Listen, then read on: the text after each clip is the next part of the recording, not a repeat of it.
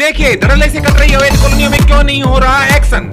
रेवाड़ी में मुख्यमंत्री नायब सिंह सैनी की सरकार के आदेशों को ठेंगा दिखाते हुए धड़ल्ले से अवैध प्लॉटिंग की जा रही है। इसमें भले ही डीटीपी की ओर से कुछ एक स्थानों पर अवैध प्लॉटिंग में हो रहे निर्माण कार्यों पर तोड़फोड़ की गई हो, बावजूद इसके धड़ल्ले से कट रही अवैध कॉलोनियों में रेवाड़ी जिले के बावल के पातुहेड़ा रोड पर और धारवेड़ा के नंदरामपुर बास रोड सहित विभिन्न इलाकों में अभी इस तरह की अवैध कॉलोनियां कटने का खेल निरंतर जारी है। रेवाड़ी में अवैध प्लॉटिंग और निर्माण कार्य पर विभाग द्वारा नामचारे की कार्रवाई को लेकर लगे आरोपों को लेकर जब हमने डीटीपी मनदीप सिहाग से बात की तो उन्होंने इसे सिरे से नकारते हुए बताया कि हरियाणा एनफोर्समेंट ब्यूरो और उनका विभाग अपना बेहतरीन कार्य कर रहा है। उनके द्वारा हाल ही में रेवाड़ी के गड्डी बोली रोड, सुठानी और डोकी में अवैध निर्माण पर तोड़फोड़ की गई है। हालांकि अवैध प्लॉटिंग और निर्माण पर कितनी एफआईआर दर्ज की गई इसका आंकड़ा डीटीपी नहीं दे पाए।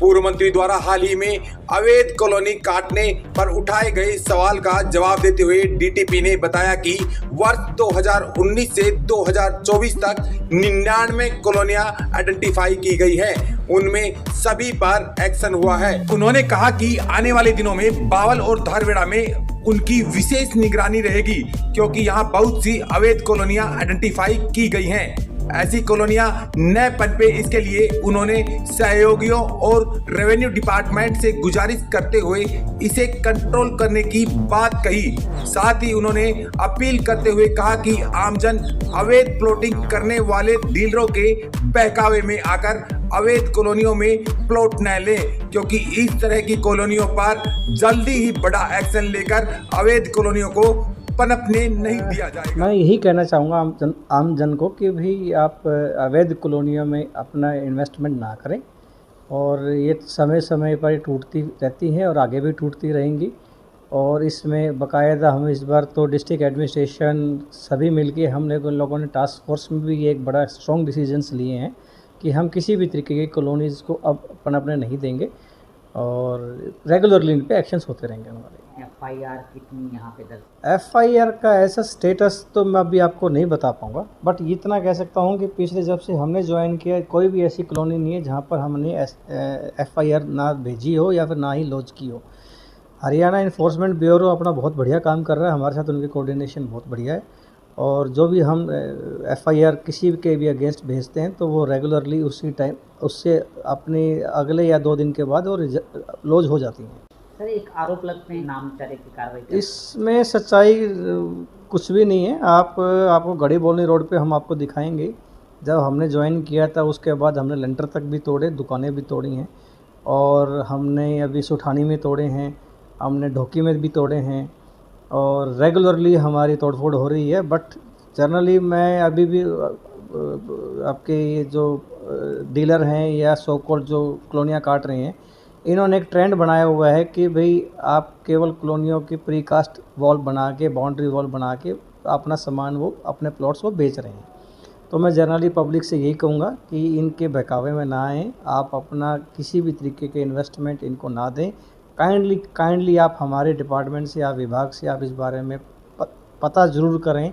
जनरली डीलर क्योंकि सरकार ने रेगुलराइज कॉलोनियाँ की हैं काफ़ी, तो उसकी शरह में उसके झूठ बोल के या उसको फंसा के बहला फुसला के कॉलोनी रेगुलराइज है करके भी वो प्लॉट बेच रहे हैं।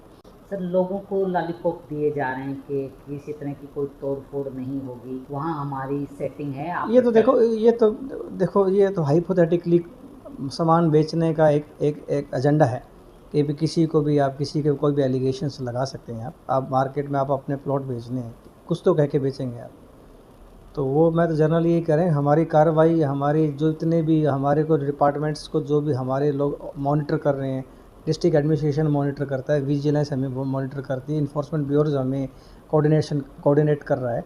सभी के ऊपर हमारे कभी भी किसी भी जगह आके हमारी कार्रवाई देख सकते हैं।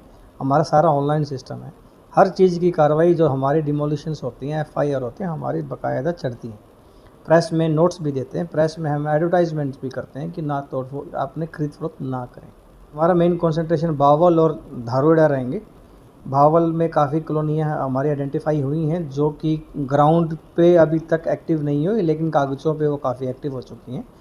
तो अभी हम उनको पनपने नहीं देंगे और ये मैं सभी से या मेरे जो कलीग्स हैं रेवेन्यू डिपार्टमेंट्स के, मैं सभी से गुजारिश करूँगा कि ये हम इसको कंट्रोल करें, इनको हम लगाम लगाएं, इनकी किसी भी तरीके की इनको शय ना दें कि हम इसको किसी तरीके की पनपने की कोई भी गुंजाइश इनको हम दें।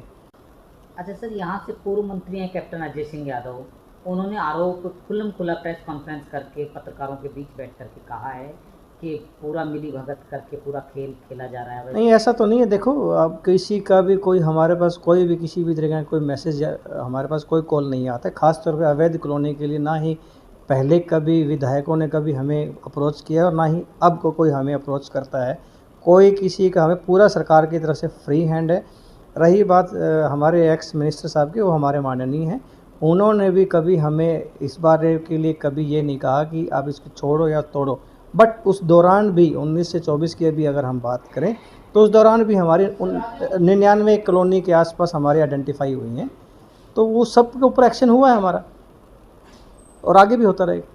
विभाग तक आप अपनी बात रख रहे हैं? विभाग हमें पूरा कोऑर्डिनेट कर रहा है, हमारे पूरा सहयोग कर रहा है, डिस्ट्रिक्ट एडमिनिस्ट्रेशन पूरा सहयोग कर रहे हैं, एसपी साहब, डीसी साहब पूरा सहयोग कर रहे हैं। हमें जितनी हमें पुलिस फोर्स की ज़रूरत होती है हमें अवेलेबल होती है। जैसी जैसी कोई जो इश्यूज़ आते हैं, हम इन हाउस कोई इश्यूज़ आते हैं, डीसी साहब उसको संज्ञान में लेके उस पर इमीडिएटली एक्शन करते हैं।